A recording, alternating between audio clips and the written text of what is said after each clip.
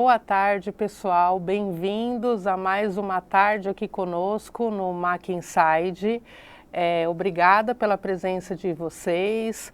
Como de costume, vou pedir aí para quem já está conectado, para quem já tomou seu assento, já deixar um oi para nós aqui no chat, para a gente saber que está tudo ok com a transmissão. Deixa seu nome, já se apresenta, faz aquela breve apresentação para a gente conhecer quem está aqui conosco. A gente gosta muito dessa interação, então, por favor, esse é o momento. Esse aqui é o Mac Inside, é uma iniciativa do Mackenzie criada para compartilhar conteúdo relevante, acessível e gratuito a todos vocês. Estamos aqui mais uma tarde para debater assuntos relevantes, assuntos que estão em alta no mercado. Então fiquem conosco até o final. Para quem já esteve aqui conosco, já sabe que ao final da live nós emitimos um link onde é possível se inscrever e depois receber um certificado. Então só é válido durante o período de transmissão, só é válido esse certificado para quem assistir conosco ao vivo. Então fiquem até o final que a gente deixa o link para vocês. É mais uma forma de agregar valor a esses encontros que a gente tem aqui nessas tardes, porque são, além de você ter acesso a conhecimento, a conteúdo de valor, a gente ainda emite esse certificado que é válido aí para o mercado ou para horas acadêmicas. Então fiquem conosco até o final. Hoje, o tema do nosso encontro é reforma tributária, impactos e desafios. Então, nessa aula, a gente vai entender como que a tão esperada reforma tributária pode afetar os negócios das empresas, se ela será positiva ou negativa. Então, vamos abordar as principais mudanças que serão implementadas em nosso sistema tributário. Quem vai trazer esse assunto para nós é o professor Caio Augusto Takano.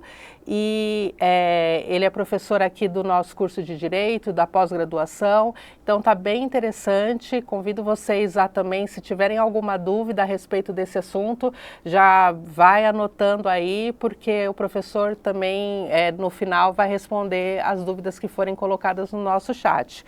Muito obrigado mais uma vez pela presença e agora eu passo a palavra para o professor Caio. Muito obrigado, Lívia. Boa tarde a todos. É uma grande alegria estar aqui nessa iniciativa fenomenal do Mackenzie para trazer os conteúdos das mais diversas áreas atuais para o nosso público aqui, né? Divulgar um pouco da nossa pesquisa, as discussões que a gente tem aqui na pós-graduação. E o tema que a gente escolheu na Faculdade de Direito, né, para os cursos de Direito, é, na verdade, um tema que realmente tem intersecção com todas as áreas e com a sua vida também, seja você na área do direito ou não, né, que é a reforma tributária. Porque uma pequena mudança no que tange a carga tributária pode impactar substancialmente o preço daquilo que você compra, toda a estratégia jurídica de uma empresa, a existência ou não de benefício fiscal pode significar uma empresa sair de um estado e ir para outro. Enfim, a gente vai ver hoje, né, numa rápida conversa, claro, mas entender um pouco melhor como que o impacto tributário que a reforma propõe a modificar, né, o que ela propõe a melhorar, o que ela propõe a fazer, o que estamos tendo de discussão e quais são algumas perspectivas positivas e outras nem tanto referente à reforma tributária e como tudo isso impacta a vida de todos nós. E para você que não é da área do direito, só para ter uma ideia de como que a reforma tributária pode impactar, né, eu sempre uso um exemplo bem singelo, que é, por exemplo, quando você vai comprar algo na Shopee. Há alguns meses você comprava com uma relativa facilidade, encantado com o preço barato, né? Só tinha a questão do frete, e aí vinha o cupom de desconto e aí ficava tudo certo, um preço extremamente competitivo, para dizer o mínimo, o que, claro, gerava, né, com alguma resistência das indústrias e comércio nacional, mas o preço realmente era bem abaixo do praticado aqui no mercado. Aí, depois de um tempo, foi incluído os impostos de importação, já não ficou tão barato assim, mas ainda ficou bem mais vantajoso. E hoje, depois de algum tempo, veio o ICMS e gravando um pouco mais esse valor da importação. E hoje as pessoas já pensam um pouco mais se vale a pena comprar aqui no Brasil ou se vai realmente importar. Então veja como um aumento de carga tributária já foi o suficiente para fazer com que o comportamento das pessoas se alterasse. E é exatamente essa a preocupação, e por isso que o tema é muito atual e tem que ser discutido, porque a depender da carga tributária, a depender da escolha do legislador, você pode ter mais incentivo da formalização de emprego para quem está aí no direito do trabalho, você pode ter vamos dizer, uma propensão à atuação em um determinado porte ou sistema de negócio, ou então você pode ter dificuldades ou facilidades para quem está no Simples Nacional, para pequena empresa. Então, são uma série de fatores que o nosso legislador está discutindo e a gente, como sociedade, precisa discutir para além da questão da picanha estar ou não nas situações que vão ter alíquotas reduzidas. Mas esse é o ponto que eu quero trazer para vocês e fiquem à vontade para perguntar. Não sei se eu vou saber responder, porque o tema ainda está em discussão, né? Estamos com um projeto de lei complementar regulamentando. Tivemos a emenda constitucional no final do ano passado, a emenda constitucional número 132 de 2023, e a regulamentação dela está vindo agora. E nela que a gente vai ter alguns dados muito importantes no que tange a tratamento jurídico, a diferenciação de regimes a depender do setor, né, alguns temas referentes a recolhimento do tributo, e ainda estamos pendente, nem aqui, espero que venha agora, mas nem ainda temos o número certo de qual é a alíquota, que vai ser a alíquota padrão na tributação sobre o consumo, né, que vai ter, vamos dizer, foi o principal foco de alteração dentro da reforma que veio na emenda constitucional número 132. Lembrando que, quando a gente fala em reforma tributária, né, a gente está falando de um momento histórico, né, a gente está falando de algo que não acontece desde a década de 60, né, do século passado. Então, estamos num momento que, para quem pensa em mercado, atuação profissional, ou apenas quer entender a grandeza da discussão que teremos hoje, é justamente algo que não acontece todo dia. Pelo contrário, foi necessário muito esforço, tanto por parte dos organizadores, né, dos idealizadores da reforma, como também da vontade política nacional para conseguir colocar o tema em pauta e finalmente conseguir fazer com que ele se mova de uma forma significativa, né? Quando a gente fala em reforma tributária, não é um eufemismo, né? Não é, pelo contrário, né, um otimismo, mas realmente foram mudanças que são relevantes para todo o nosso sistema tributário, e isso vai afetar toda a atuação econômica, né? O tributo é um dos fatores que está dentro do markup, né? Ele faz parte da composição do preço, então qualquer alteração, qualquer forma de gestão, qualquer impacto tributário vai afetar preço, vai afetar competitividade, vai afetar retorno, vai afetar como que a economia nacional vai poder se desenvolver, torçamos, claro, para melhor. Mas isso tudo, então, vai depender de uma informação que ainda não veio, que é a questão da alíquota. O professor Alcides Jorge Costa costumava dizer que para saber se a reforma é boa ou ruim, você tem que saber, né, qual é a alíquota, qual é a carga tributária, para você dizer depois se o sistema ele é bom ou ele é ruim. E a gente não sabe. Por isso que estamos num momento de incertezas, estamos num momento de pleitos também, né, todas as atividades econômicas têm suas peculiaridades, estão buscando tratamentos específicos, né, a advocacia foi uma delas, né, os profissionais liberais buscaram também esse reconhecimento das peculiaridades da sua atuação, porque senão uma carga tributária extremamente elevada poderia impactar substancialmente o seu negócio. Bom, Caio, mas não tem nem ideia, né? Qual é essa carga que se está pensando em colocar? O governo estima uma carga de 26,5%. Pô, Caio, 26,5% está caro, hein? É mais caro, né? É mais caro do que a gente tem atualmente. Na verdade, depende muito do setor, depende muito de qual é a atividade. Para o comércio e para a indústria em especial, a carga tributária não é tão diferente não, né? Hoje em dia estamos, né, a carga tributária atual dos tributos que vão ser afetados diretamente pela reforma sobre o consumo, que é o ICMS, o IPI, o PIS e o COFINS, eles estão mais ou menos na casa também de uns 25%, 26%. Sendo que após a reforma tributária vai subir uns 2%, 3% a mais, de acordo com algumas projeções, mas se ficar 26,5%, basicamente se mantém. Agora, o prestador de serviço, esse realmente vai sofrer uma carga tributária maior, que é justamente um aumento de algo que hoje, né, se você pensar grande parte dos prestadores de serviço, né, os menores, por exemplo, eles têm uma carga tributária que vai de 5% a 10%. Os maiores acabam indo uma carga tributária que chega até 15% desses tributos que eu comentei, o ISS e o PIS e a COFINS, no caso do prestador de serviço. E vai para 26,5%, né? Então, em alguns casos dobra, em outros vai basicamente chegar perto de dobrar, vai aumentar uns 60%.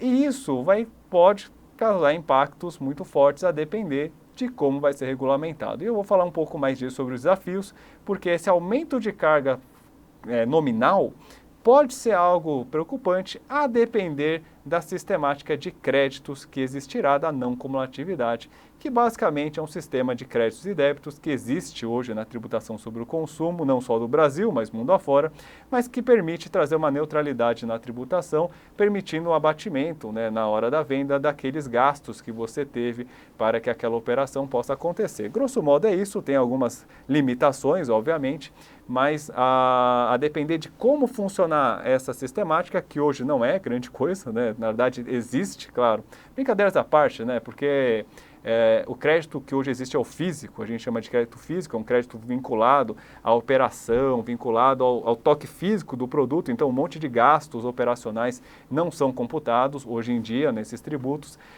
A promessa vai ser, né, foi de que seria crédito amplo, mas essa promessa a gente já teve outras vezes e nem sempre concretizou tão bem, mas de toda forma, por isso que eu disse, a gente ainda não sabe como vai ser e não sabe se esse aumento de carga realmente vai ser um aumento de carga real ou realmente não, ou vai ser neutro, como nas propostas, nas discussões que a gente teve até agora, muito se vende, principalmente quem está do lado do governo. Mas só para a gente contextualizar um pouquinho, né? Então, além de ser uma coisa histórica, é importante lembrar que, embora seja ampla essa reforma, o que a gente está tratando aqui, e fique à vontade para perguntar referente a qualquer ponto dela, é a reforma que veio da PEC 45 e da PEC 110, que é sobre a reforma da tributação sobre o consumo. Então veja, né, sobre a tributação sobre a renda, né, IRPJ, CSL das empresas, tem outras propostas de mudanças. A gente teve recentemente a adoção do Pillar 2, né, que é a proposta de uma tributação mínima das multinacionais. Teve várias discussões sobre propostas de tributação de dividendos, tributação das bets. Então a gente tem várias propostas além dessas que a gente está tratando aqui. Mas a gente está num momento que é bem importante, porque a sistemática hoje da tributação sobre o consumo no Brasil é uma das mais complexas do mundo. Então, poder estar nesse momento histórico de discussão para melhorar esse sistema e já antever algumas dificuldades do setor produtivo para resolvê-las antes de se tornarem dificuldades, fazendo com que a economia nacional possa prosperar com mais qualidade, é algo realmente essencial. E a gente realmente estava precisando dessa reforma, né? Isso, nenhuma dúvida. O Brasil, né, ele tem uma peculiaridade que ele não adota um IVA como lá fora, né? O IVA é o Imposto do Valor Agregado, que quando você vai viajar você provavelmente paga ou um sales tax ou um IVA quando você vai comprar qualquer bem. E às vezes você até tem o tax free, né, quando vai pegar o dinheiro de volta ali no aeroporto. Mas de toda forma, a tributação sobre o consumo é exatamente baseado no IVA, que é um imposto só, nacional, que vai tributar todo o valor que está sendo agregado numa cadeia produtiva. O Brasil não é assim.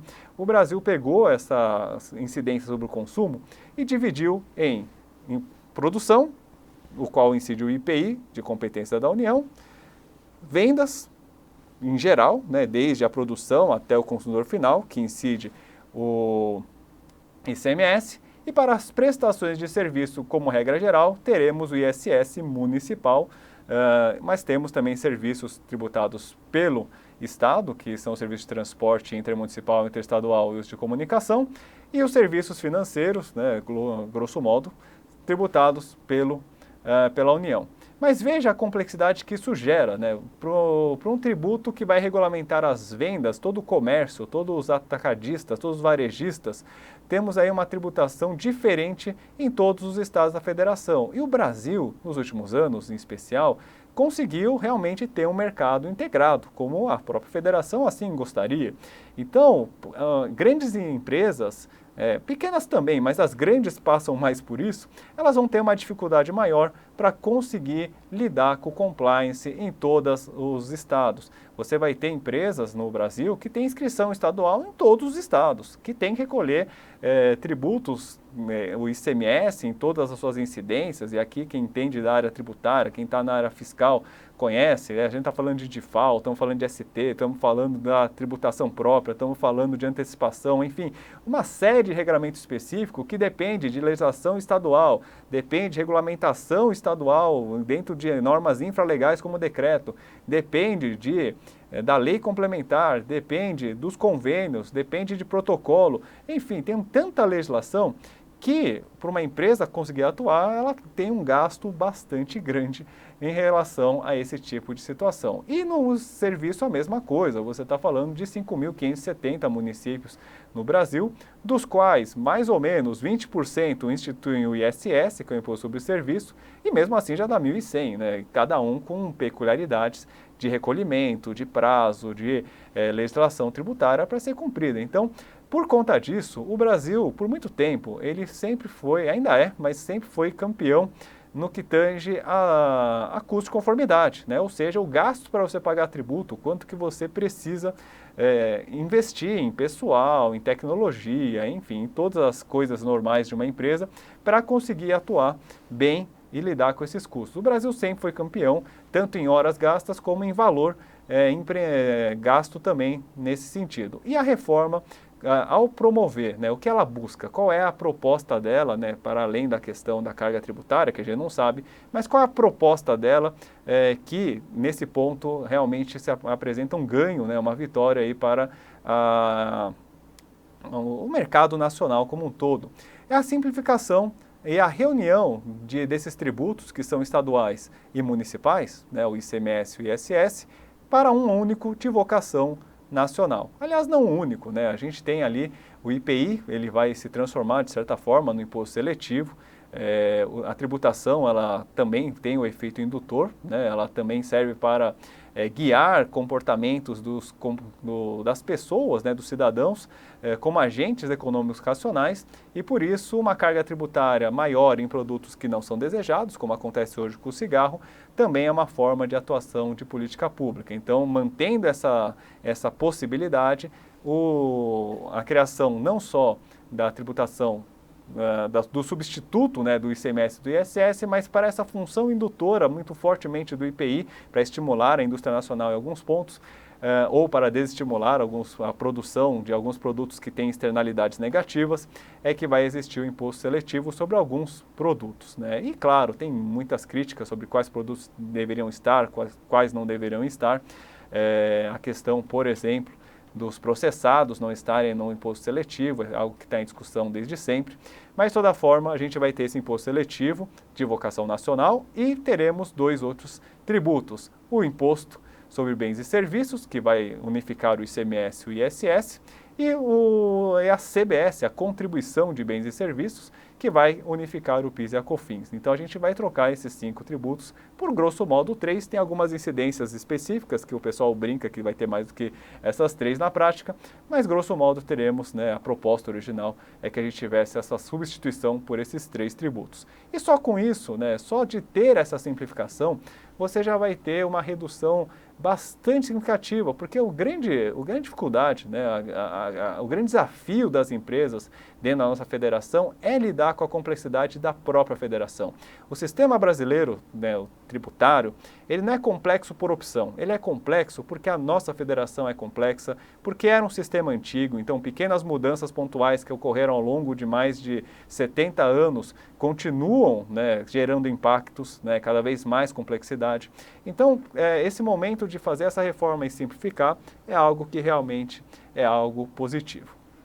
É claro que o outro lado da moeda é justamente como garantir que essa tributação unificada, ela vá satisfatoriamente conseguir trazer bons resultados para a administração e condução de políticas públicas por parte dos estados e dos municípios. Por isso que existe um comitê gestor nacional que vai analisar tudo, mas se vai funcionar bem ou não, isso são coisas que veremos nas cenas dos próximos capítulos. Mas, de toda forma, os estados e municípios deram um primeiro voto de confiança nesse sentido. Em que pese, claro, alguns estados sentiram-se especialmente atingidos pela impossibilidade de poder legislar sobre a tributação do comércio e os municípios do serviço. Por quê? Porque, quando você pensa numa federação como a nossa, em que a gente tem uma diversidade de níveis de economia, níveis de desenvolvimento socioeconômico, é normal que algumas regiões estejam mais próximas do mercado consumidor, algumas estejam mais próximas do mercado da mão de obra, esteja mercado das melhores vias para transporte, para a logística.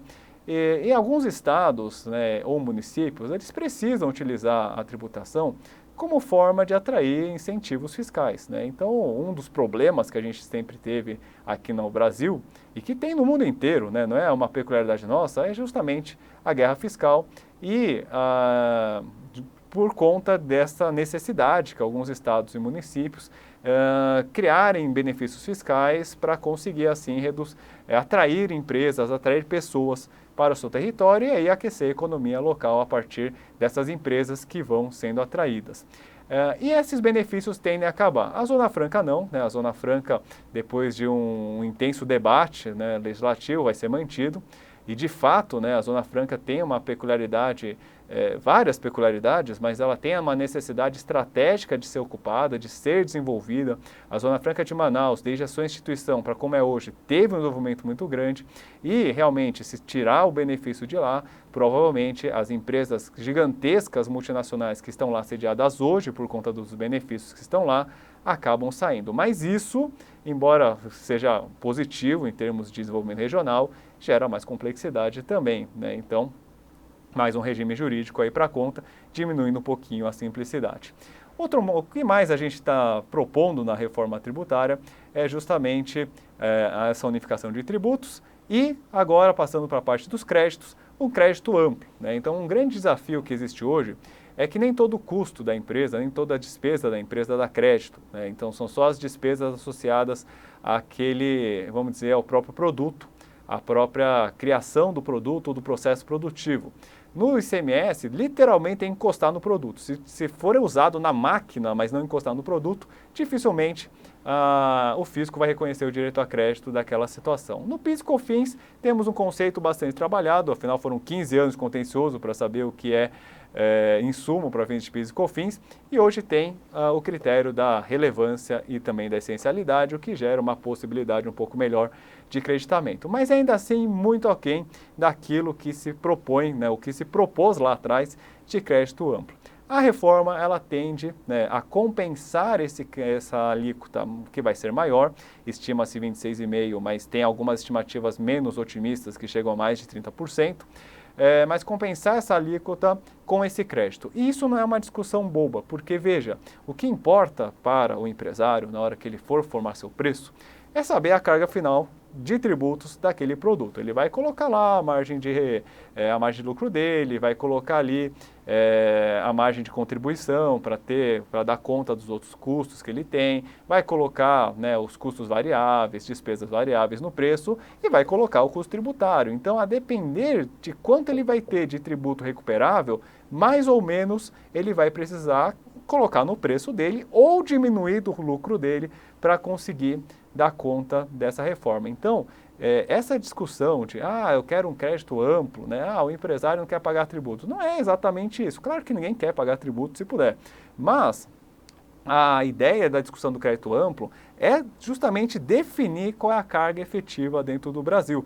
E isso vai repercutir de uma forma substancial em todas as atividades econômicas. Por isso que a indústria, por exemplo, ela está mais tranquila dentro dos cenários prováveis. A gente tem um cenário único, então dos cenários prováveis, ela está mais tranquila na reforma tributária, porque ela tem muito custo, ela tem muito gasto, não só não de mão de obra, mas tem gastos de produto, de insumo, de equipamentos, isso, aquilo. Agora, No setor de serviço, não. Você tem mão de obra e custos irrisórios. Pensa na advocacia, tem, sei lá, o papel, o computador, tem umas coisinhas aí no dia a dia que não vai abater quase nada. Então, a definição de créditos de um lado, ou se for um setor que não tem créditos, e aí vem a discussão, e foi a briga dos autônomos, de se colocar num regime de alíquota diferenciada. Porque, embora isso gere também mais complexidade, que era contra a ideia original da reforma, sem isso você vai dar uma situação dispar muito grande de competitividade e isso vai gerar problema, né? Então, o prestador de serviço, que não tem muito crédito de um lado, precisa de uma alíquota menor, de uma alíquota menos impactante no seu preço para ele continuar sendo, vamos dizer, competitivo. E não adianta falar que mas vai repassar no consumidor final, né? Isso aí, a carga tributária não é suportada pelo contribuinte porque a tributação sobre o consumo ela é repassada no preço. Na prática, é claro que a tendência é sempre tentar repassar no preço, mas não é uma garantia. Estamos falando de mercado, né? Estamos falando de oferta e demanda. Existem muitas situações que podem acontecer que isso não vai acontecer necessariamente. Então é uma preocupação válida e é um motivo de discussão essa questão de ficar de olho no que vai dar crédito e, de outro lado, qual vai ser a alíquota efetiva, né, dentro dos setores de diferenciação. É claro que algumas dessas diferenciações se justificam, né, de uma forma mais intuitiva, como a cesta básica, como os cuidados de higiene para a mulher, né, a questão dos absorventes, a questão de alguns remédios que são também essenciais para a população. Então a gente tem alguns setores que precisam ter um tratamento diferenciado, porque são produtos que necessitam de, vamos dizer, um acesso, uma acessibilidade mais geral. Mas, de toda forma, é algo que a preocupação é, quanto mais a gente aumenta esse leque de exceções, mais complexo fica o sistema e, de outro, a renúncia tributária desse lado gera aumento do resto. Por isso que essa alíquota ainda não foi definida, porque estão esperando terminar a configuração do desenho de quais são os setores que vão ter benefícios ou não, para saber qual vai ser a alíquota que o governo pretende inserir na nossa tributação sobre o consumo, no nosso IVA brasileiro, que mesmo sem ter essa definição, já ficou o mais caro do mundo. Então, se vai ser o mais caro por pouco ou por muito, é o que a gente está nos próximos capítulos. E a sociedade, você da área jurídica ou não, tem que estar antenado, tem que participar desses debates para que a gente tenha um sistema melhor. E dos desafios e oportunidades, né? Então, veja, tem muita coisa para acontecer, tem questão de responsabilidade. O projeto de lei complementar 68 traz novas hipóteses de responsabilidade que não tinham antigamente, não tem no CTN. Então, é importante, né, compreender como isso afeta a sua atividade. Temos também propostas de operabilidade diferente, né, daquilo que se previa, no qual o próprio pagamento de tributos se dá junto com a liquidação financeira, feito com a ajuda das instituições financeiras, né, de cartão de crédito, das operadoras, né, se for pagar com Pix, né, então, dentro das próprias instituições do sistema financeiro vai ter o tal do split payment, o que gera uma arrecadação muito mais prática e muito mais eficiente, de um lado. Só que de outro, também vai mexer no caixa da empresa, alguns mais liberais dizem que é uma intervenção indevida por parte do Estado de como o empresário quer gastar seu dinheiro. Então a gente tem, né, algumas propostas que são inovadoras e que também vão demandar muito cuidado, muita atenção nessas discussões que estão por vir e que ainda não está nada definido, está caminhando para uma definição, mas ainda tem espaço para que haja esse debate público. Também temos nos desafios também essa própria questão de entender no texto agora, na implementação, uma coisa é a intenção, quero dar crédito amplo, essa era a proposta original, e como vai ser na lei. E já na lei, no projeto de lei 68, a gente tem algumas limitações que ultrapassam aquilo que está no texto constitucional. Porque o texto constitucional realmente temos um crédito amplo, temos um crédito que só seria limitado no caso de uso pessoal. de determinados bens adquiridos pela empresa. E, na verdade, né, não basta só na Constituição ser ampla. O nosso sistema atual também é amplo na Constituição Federal. O problema foi o que veio depois. E o que veio depois é o que está vindo agora aqui no projeto de lei complementar e regulamentação por lei infralegal e regulamentação por leis complementares futuras. E já existe uma brecha para começar a ter complexidade. A própria lei complementar já prevê que restrições para além do uso pessoal também podem ter outros que podem ser inseridos em lei complementar, então mudanças legislativas futuras podem colocar novas exceções, e aí que a gente começou a ter problemas, foi quando mudou na Lei Candir as limitações para o creditamento, que a gente começou a ter problemas no ICMS e tem até hoje, né? Então, depois de tanto esforço para a reforma, que a gente não siga o mesmo caminho. Então, quem está buscando, né, compreender um pouco as oportunidades, diferentemente do que foi dito, né, ao longo das propostas legislativas, não é uma situação que vai acabar contencioso, que vai resolver os problemas. Teremos outros, né? Resolveremos alguns problemas, mas teremos outros. E aí cabe a todos nós continuar estudando, debatendo, se atualizando, participando aí das discussões para conseguir fazer com que esse processo de mudança tão relevante acabe tendo bons frutos dentro da nossa sociedade e da economia brasileira, que todo mundo quer que seja promissora. Bom, e por hoje, né, dentro do tempo que me cabia, não quero ultrapassar muito para que a gente possa conversar aí, se alguém tiver alguma pergunta, tiver alguma questão que a gente possa trazer, né, um enfoque específico, vou deixar vocês à vontade, mas de um conteúdo mais geral, apresentar assim o que se propõe na reforma e o que está para ouvir, o que já tem definido, o que está para vir, essa era a mensagem que eu tinha para trazer. Então agradeço muito aí ao Mackenzie por essa oportunidade, devolvo a palavra para a Lívia para ver se temos algumas perguntas. Muito obrigada, professor Caio. Temos algumas perguntas sim, inclusive eu já vou aproveitar e fazer a minha pergunta.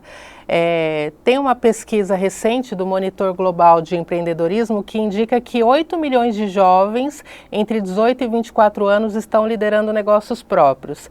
Então, por que, né, que o jovem, principalmente esses da geração Z, precisam estar atentos à reforma tributária, como que isso pode impactar para quem é microempreendedor, para quem trabalha como PJ? Fala um pouquinho para esse público mais específico, por que é importante estar atento a essas modificações. Excelente pergunta, Lívia. Esse era um ponto até que eu estava na minha cabeça aqui para trazer, mas pelo tempo acabou deixando passar. Mas para quem for, né, quem tem esse perfil do empreendedor pequeno, né, micro e pequeno empreendedor, e que está, né, no começo de carreira, né, empreendedor jovem, é fundamental que você acompanhe essa discussão. Pô, Caio, mas é chato, mas é fundamental que você acompanhe. Por quê?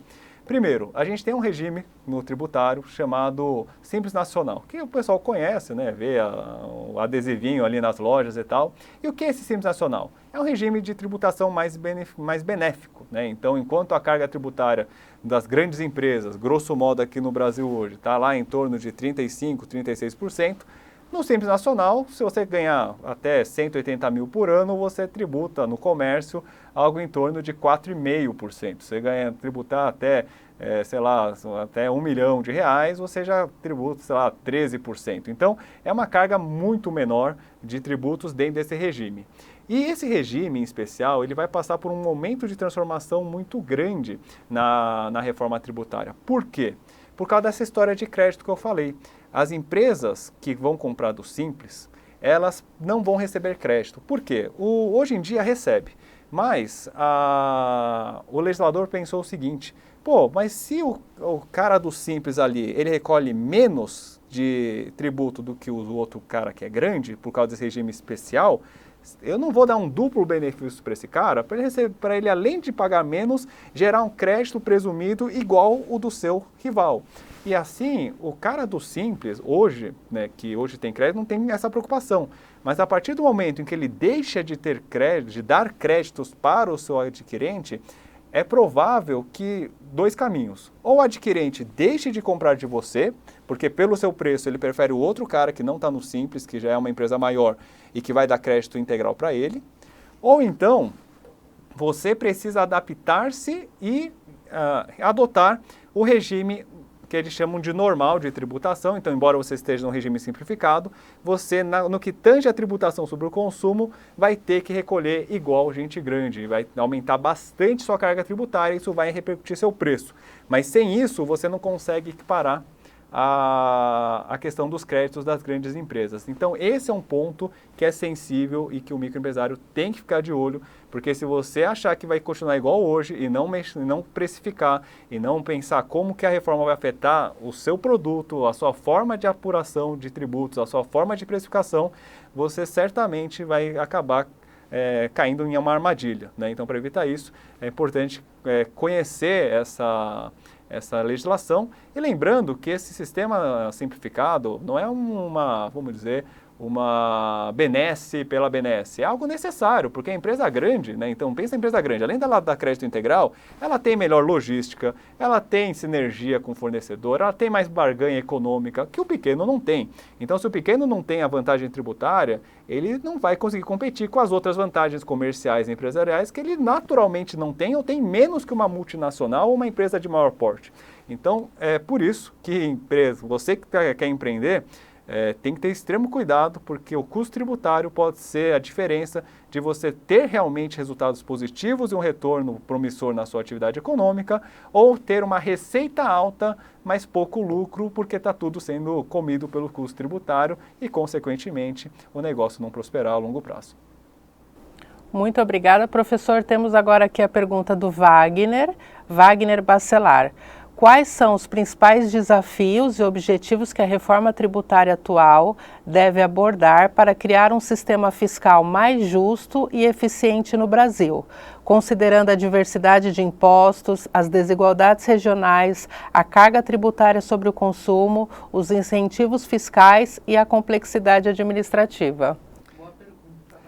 Excelente pergunta, Wagner, mas isso nos obrigaria a ficar aqui mais umas 5 horas, né? Porque, na verdade, essa é a grande discussão que os economistas, né, quem normalmente pensa em economia, que o pessoal chama de sistemas tributários ideais, costuma ser os economistas, né? Então, eles pensam em modelos de sistemas tributários que sejam eficientes e, ao mesmo tempo, seja justo, né? Então, sempre tem esse embate que um sistema eficiente é bom para o governo e também para impedir a sonegação, impedir a evasão fiscal e assim promover melhor a livre concorrência, mas ao mesmo tempo tem que ser justo. E para ser justo, você tem que olhar para as peculiaridades. E para olhar para a peculiaridade, você aumenta a complexidade e gera todos os problemas de novo. Então não existe uma resposta, vamos dizer, única ou certa para essa sua pergunta, que é a grande pergunta, não do sistema brasileiro, mas de todos os sistemas, né? Esse equilíbrio buscando um sistema tributário justo e eficiente é algo que você vai ter em todas as situações, né? Simplicidade, justiça, equidade, eficiência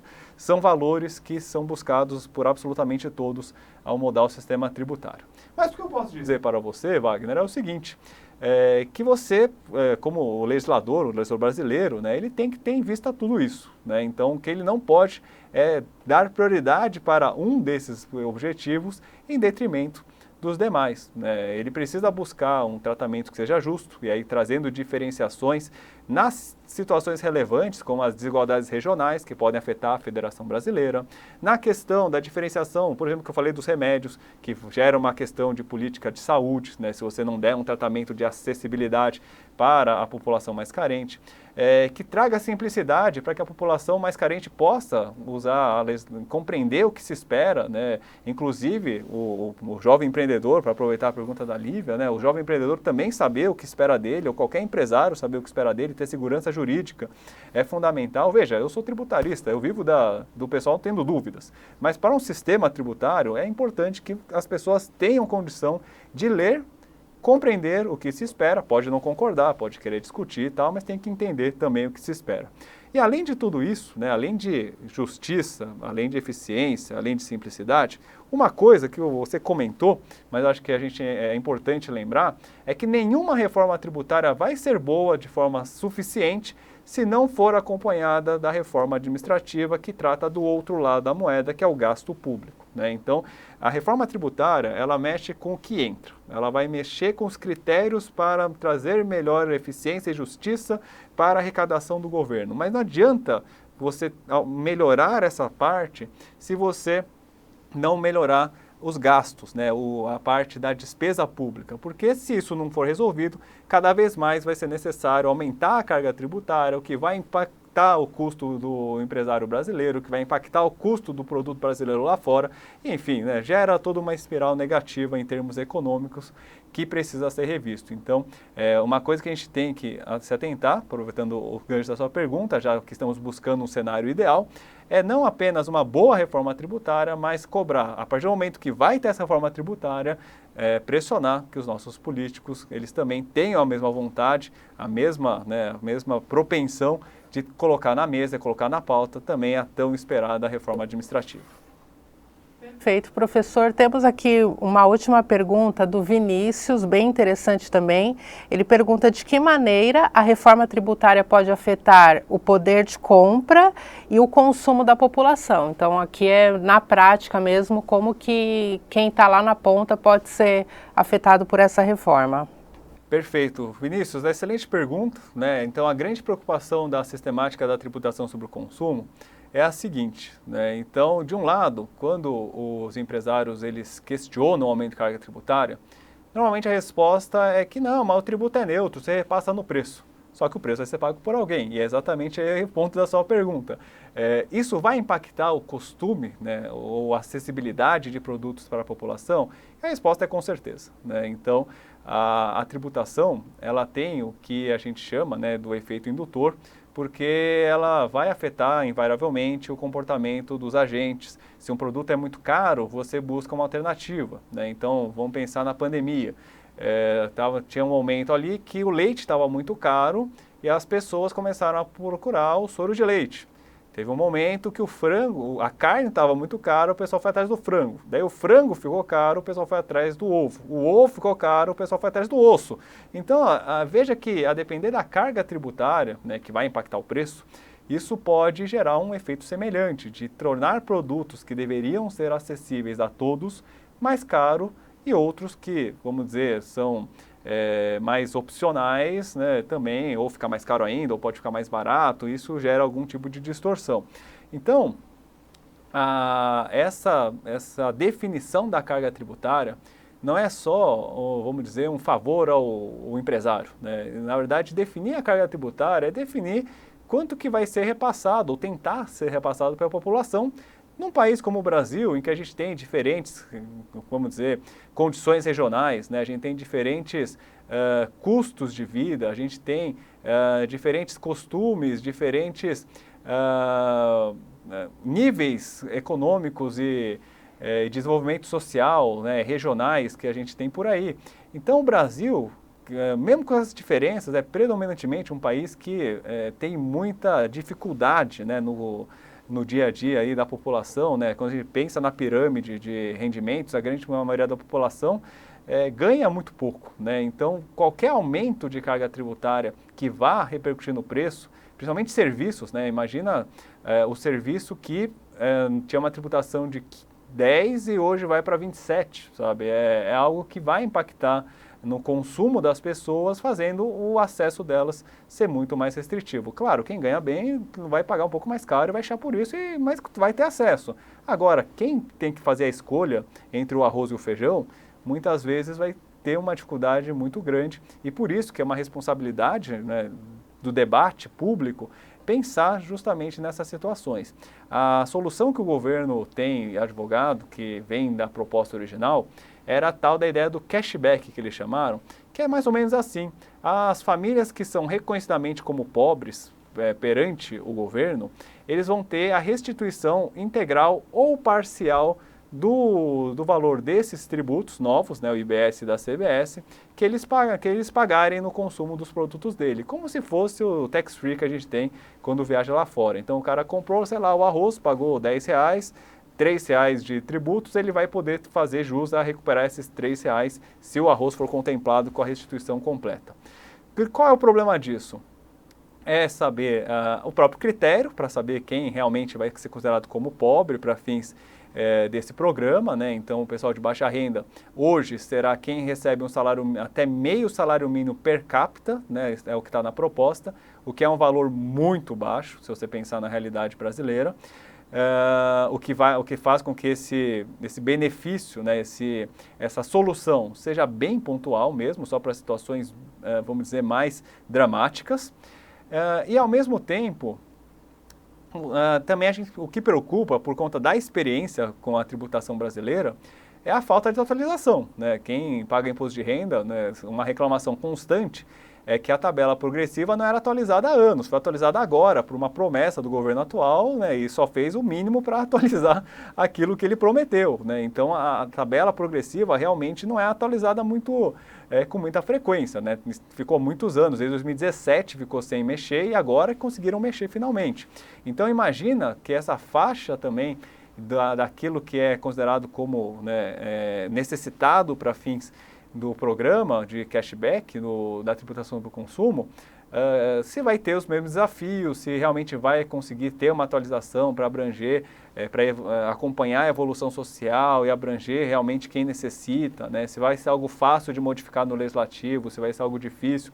Então, até pela questão operacional, a burocracia, não vamos dizer, não é nunca muito promissora. Mas, de toda forma, né, respondendo então a sua pergunta, vai impactar.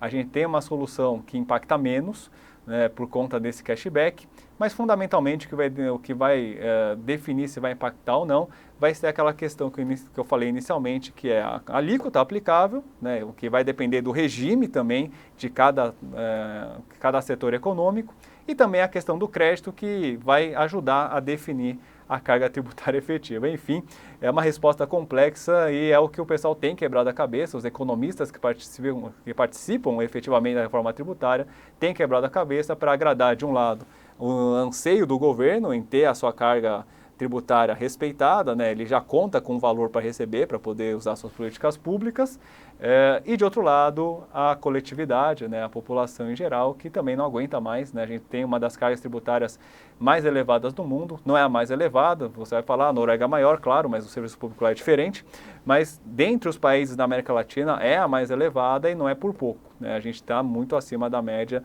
da América Latina, o que mostra, né, que a gente tem a gente não aguenta mais tributação, né, ou pelo menos esse é o sentimento que a população e os empresários têm a respeito do tema. Mas a sua pergunta é muito difícil e merece, né, uma consideração um pouco maior, que vai levar, né, que tem que ser pensada por todos aqueles envolvidos na reforma.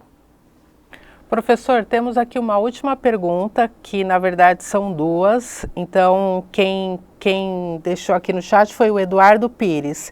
E ele questiona: como você vê o impacto econômico das imunidades ou isenções que determinam o estorno de créditos das etapas anteriores?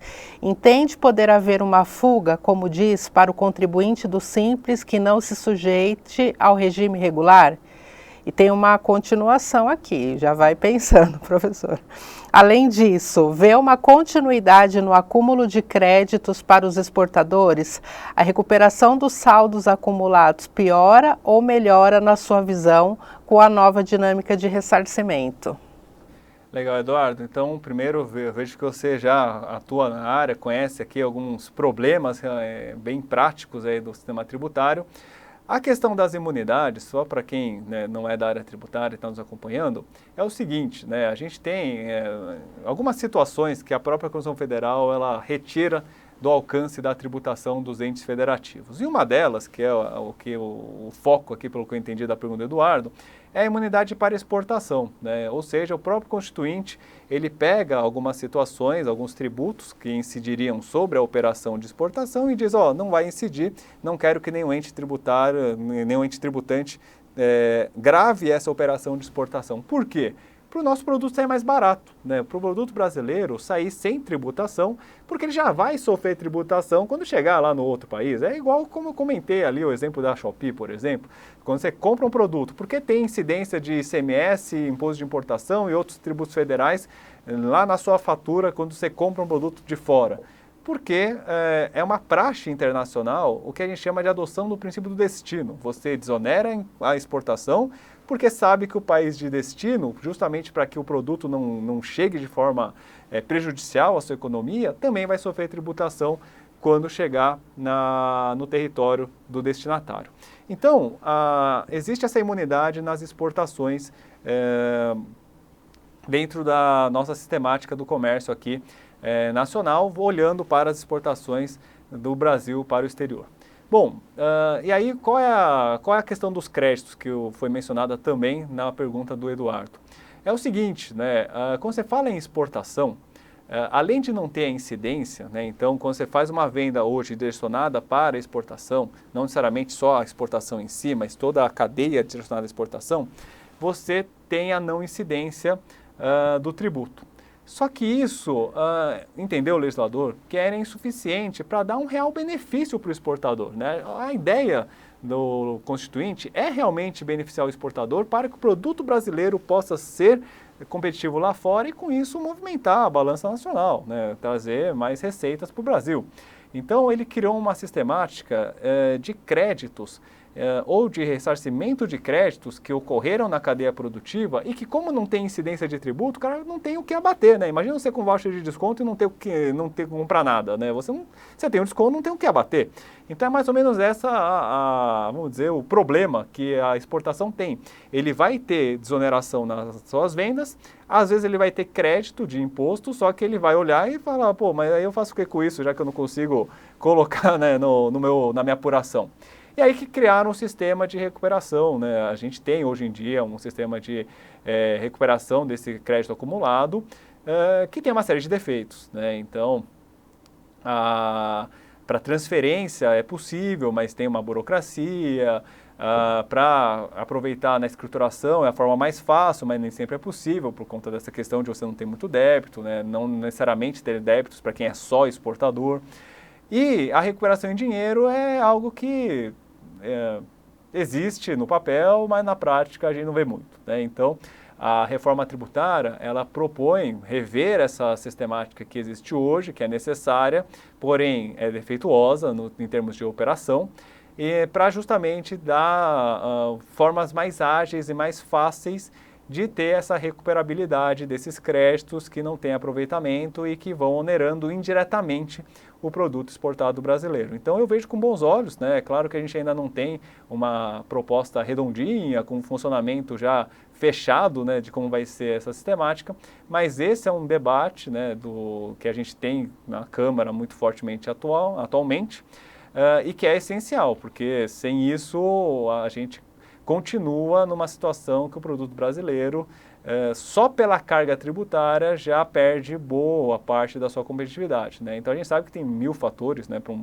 produto ser competitivo ou não em mercado externo, mas que o tributo não pode ser um deles. É o que o mundo inteiro faz e o Brasil tem que ter essa preocupação. Então eu vejo com bons olhos a tentativa de melhorar.